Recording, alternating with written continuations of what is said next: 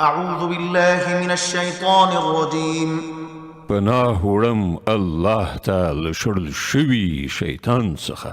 بسم الله الرحمن الرحيم د الله په نوم چې ډېر زیات مهربان پوره رحم لرونکی دی. لإيلاف قريش إيلافهم رحلة الشتاء والصيف څنګه چې قریش مینه ناک شول، یعنی د ژمني او وړني مسافرت سره مینه ناک، فليعبدوا رب هذا البيت نو هغو ته ښایي چې د دې کور د پروردګار عبادت وکړي الذي أطعمهم من جوع وآمنهم من خوف چې هغوی له لوږې وژغورل، خواړه یې ورکړل او له ویرې وژغورل، امنیت یې ور په برخه کړ.